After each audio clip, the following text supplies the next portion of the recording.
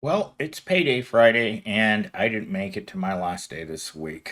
My back pain and depression got the best of me, and I literally rolled around for hours trying to think of a good excuse for not going to work because burnout isn't an excuse. But as I continually push myself to go to work every day, it's getting to the point where I can't do this anymore. I mean, I'm just beyond burnt out. And realizing that, and that I have to find an alternative to hourly work. We all do. We can't keep doing the same thing every day and expect a different outcome.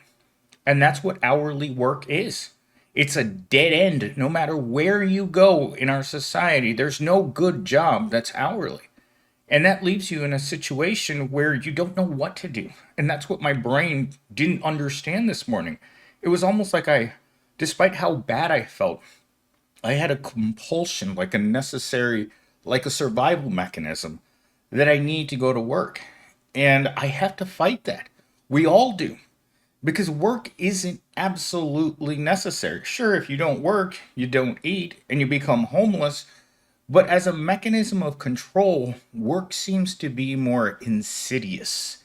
It seems to be almost like I don't know, I don't know how to describe it. We have such a toxic relationship with work of any kind. I'm not talking just about technology work, but retail work, warehouse work, any place where you go to sell your labor so that you can continue living indoors seems wicked to me. Like it's robbing you of your life in exchange for the basics, food and shelter. Most of us don't enjoy anything about our lives. There's very little left to enjoy. Our 2 days off per week are ridiculous.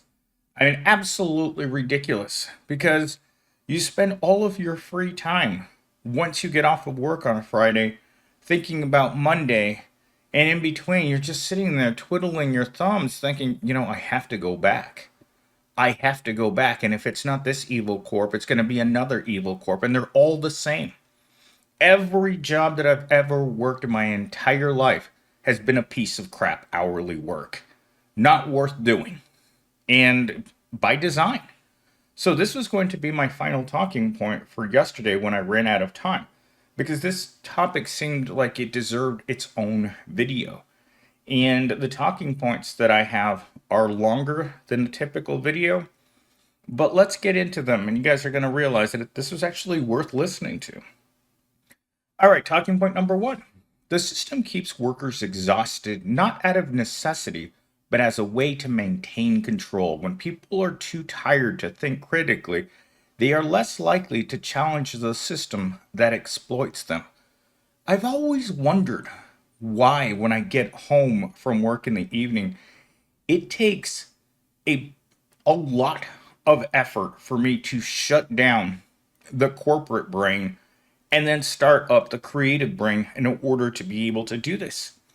Because if there's one thing that corporations are good at, is making sure that you don't have anything left, that you're too tired at night to go pick it, that you're too tired on the weekend to care, that you're always tired and you're mentally exhausted. And that creates a society that's very much so domesticated. I've talked about human beings as being domesticated for many years. Because in order to get the fight out of the animal, you have to make him too tired. And you have to make him hungry.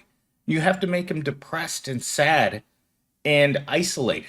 That's another very powerful mechanism is the isolation most of us face because we don't have any friends. We're not close to our families.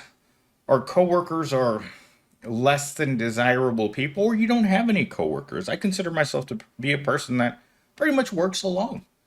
And that means that you get to spend a lot of time with you and Evil Corp and nothing else. So as you get more and more depressed from the workplace, you start thinking, well, can I leave? Can I leave hourly work?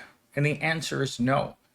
They always give you that illusion. When I worked in retail, one of my favorite expressions to hear from the general manager was, I don't force anyone to come to work.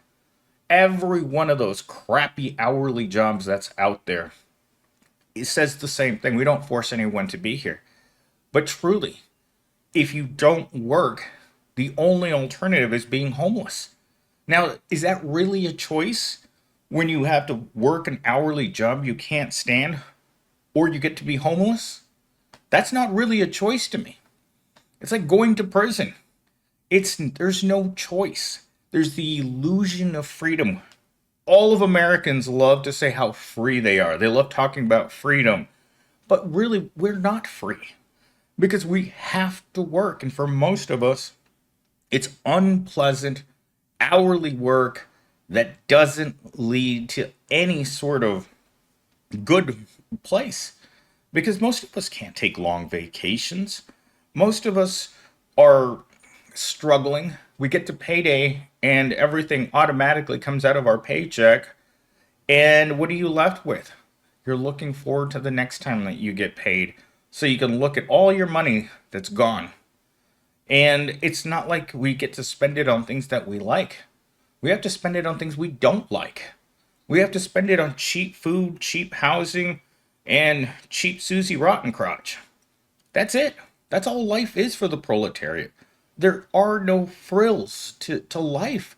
And after a while, it just starts wearing on you and the great part of the system is that there's no alternative. There's no, let's say, I don't like this. I want to do something else. There's no alternative universe for me to cross over to where money doesn't exist. And greedy, disgusting rich people don't control everything. It's a disgusting system, in my opinion. Talking point number 2.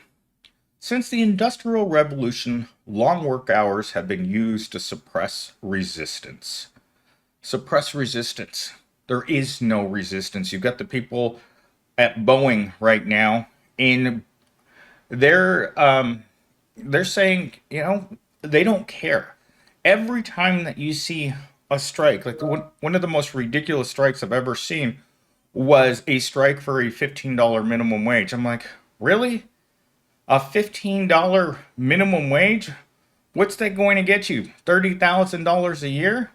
That's no home, no car, and no woman. I don't want that. I don't know anybody who does want that.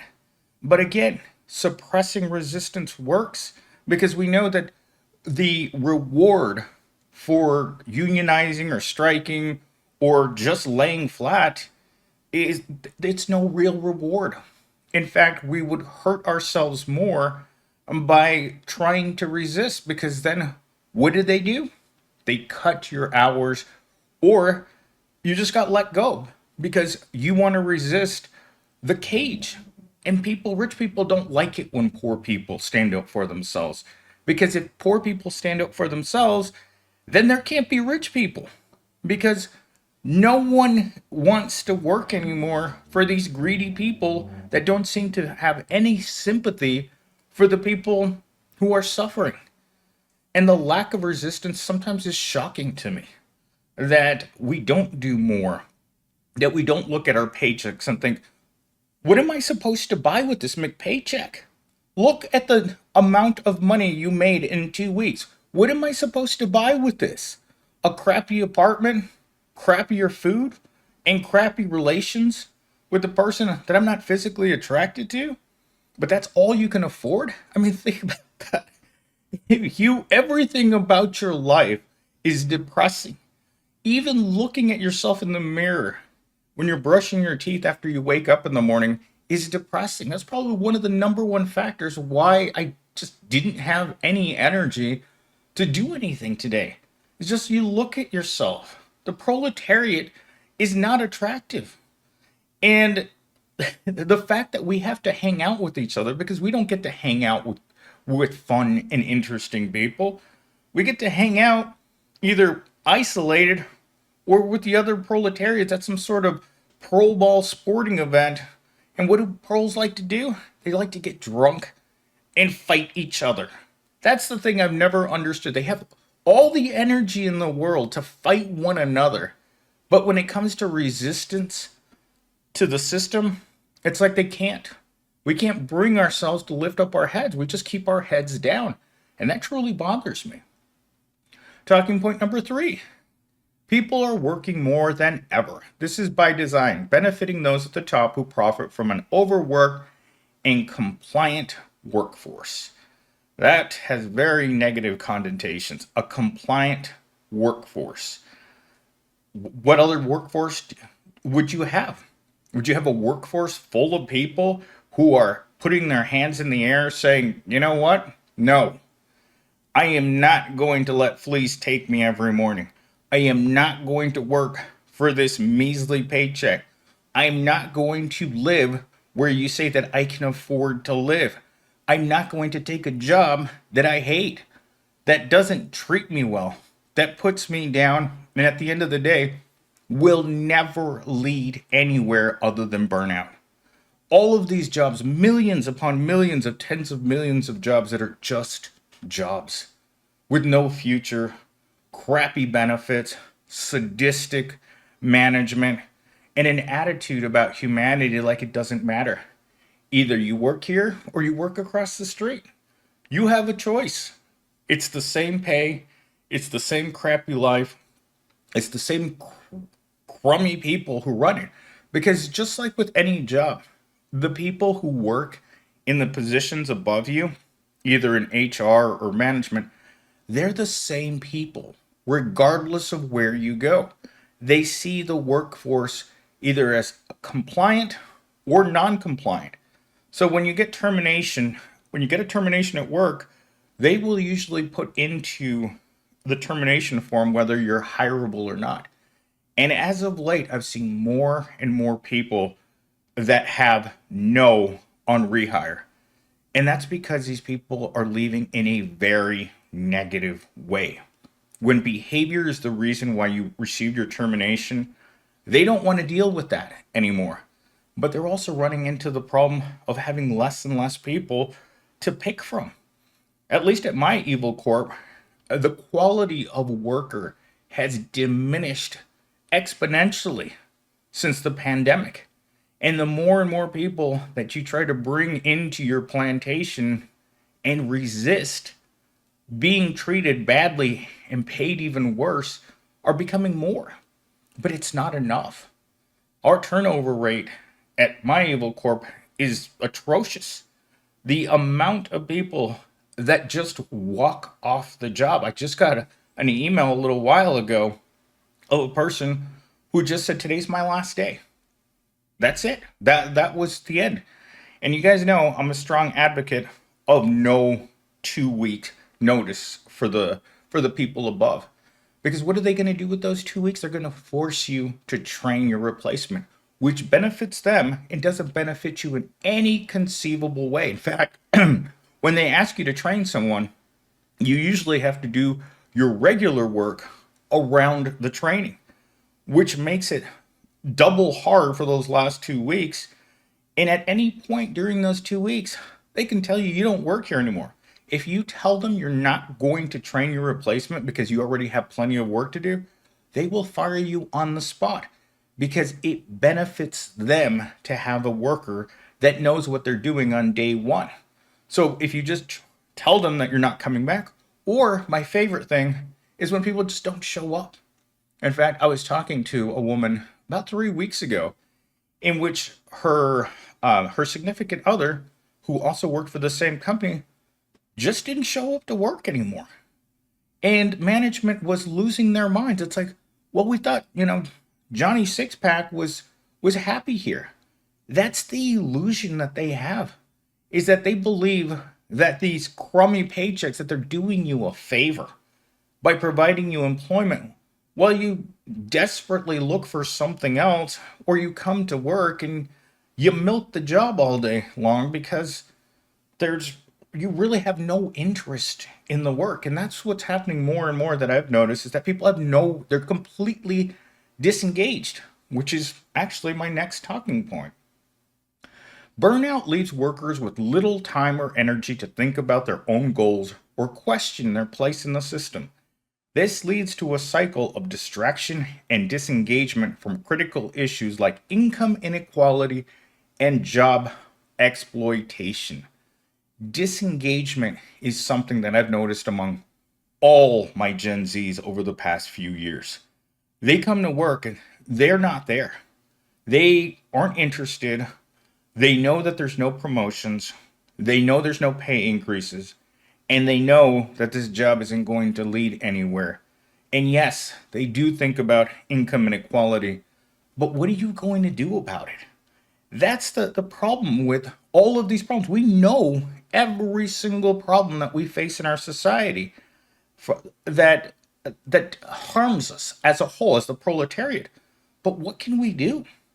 I mean, it's one thing to think about how miserable you are in your job, how much you dislike it, how much you dislike every aspect of it, the menial, mindless, repetitive tasks all day long.